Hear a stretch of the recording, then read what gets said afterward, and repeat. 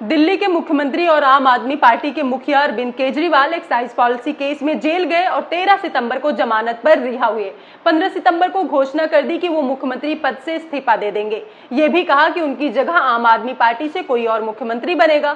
आम आदमी पार्टी के विधायक दल की बैठक में अगला दिल्ली का मुख्यमंत्री चुना जाएगा।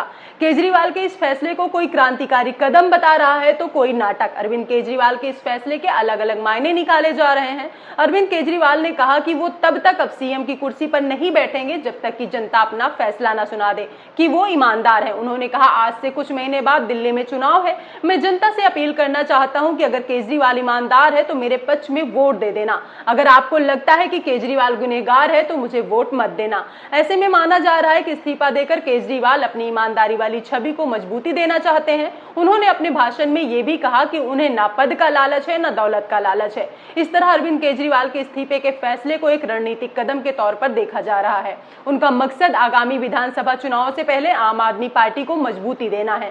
उनका ये कदम जनता का समर्थन जुटा सकता है और आम आदमी पार्टी के लिए वोटों में तब्दील हो सकता है।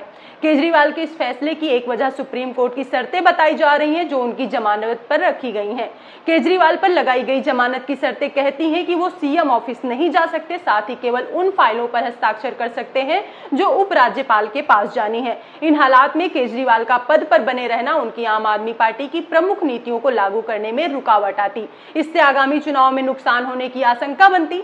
हालांकि केजरीवाल ने सुप्रीम कोर्ट की शर्तों के कारण इस्तीफा देने की बात से इनकार किया है। उन्होंने अपने भाषण में कहा, कुछ लोग बोल रहे हैं कि सुप्रीम कोर्ट ने कुछ कंडीशन लगाई है, काम नहीं कर पाएंगे। पिछले 10 सालों में इन लोगों ने कम कंडीशन लगाई थी। एलजी साहब ने कंडीशन लगाने में कोई कसर छोड़ी थी। केंद्र सरकार ने कानून पर कानून लाकर मेरी पावर छीन ली, पर आपके काम नहीं बंद होने दिए मैंने। ये कंडीशन हमारे लिए कोई अड़चन पैदा नहीं करती। इन कंडीशन को भी देख लेंगे। एक और महत्वपूर्ण कारक, दिल्ली में राष्ट्रपति शासन का मंडराता खतरा था। बीजेपी ने हाल ही में राष्ट्रपति द्रौपदी मुर्मू से मांग की थी कि दिल्ली में केजरीवाल सरकार को बर्खास्त किया जाए। बीजेपी ने दिल्ली में संवैधानिक संकट का हवाला दिया था। राष्ट्रपति को सौंपे गए ज्ञापन में लिखा गया था कि दिल्ली के मुख्यमंत्री अरविंद केजरीवाल जेल में हैं। ऐसे में सरकार से जुड़े कई काम अटके हुए हैं। अब केजरीवाल ने अपने इस्तीफे की घोषणा कर दी है। ये भी कह दिया है कि आम आदमी पार्टी विधायक दल की बैठक में दिल्ली का अगला सीएम चुना जाएगा। इस तरह केजरीवाल ने बीजेपी से पॉलिसी पैरालिसिस का मुद्दा छीन लिया है। वहीं जो राजनीतिक विरोधी मांग कर रहे थे कि दिल्ली शराब नीति केस में नाम आने और गिरफ्तारी के बाद सीएम केजरीवाल को इस्तीफा दे देना चाहिए, उन्हें भी केजरीवाल ने अपने फैसले से जवाब दे दिया है।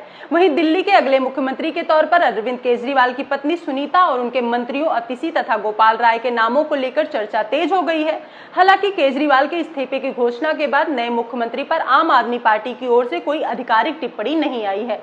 न्यूज एजेंसी पीटीआई की रिपोर्ट के मुताबिक सूत्रों ने बताया कि मुख्यमंत्री की पत्नी सुनीता केजरीवाल इस पद के लिए संभावित उम्मीदवार हो सकती हैं। आम आदमी पार्टी के एक पदाधिकारी ने कहा कि जब इस साल 21 मार्च को ईडी ने मुख्यमंत्री को गिरफ्तार किया था, तब सुनीता केजरीवाल ने दिल्ली, गुजरात और हरियाणा में लोकसभा चुनाव के लिए पार्टी के प्रचार में अहम भूमिका निभाई थी।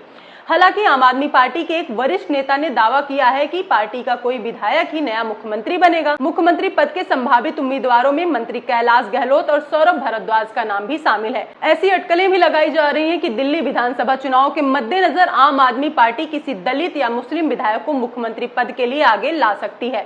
मुख्यमंत्री पद के संभावित उम्मीदवारों में अतिशी को भी एक मजबूत दावेदार माना जा रहा है। अतिशी के पास दिल्ली सरकार में शिक्षा, वित्त, लोक निर्माण विभाग, राजस्व विभाग है। अतिशी को केजरीवाल का करीबी भी माना जाता है। वो पार्टी की अहम प्रवक्ता भी हैं जो आम आदमी पार्टी सरकार और केजरीवाल का बचाव करती हैं और बीजेपी पर लगातार निशाना साधती नजर आती हैं। वहीं गोपाल राय पार्टी के सीनियर नेताओं में से एक हैं और 2013 में पहली बार आम आदमी पार्टी के सत्ता में आने के बाद से ही सरकार में है।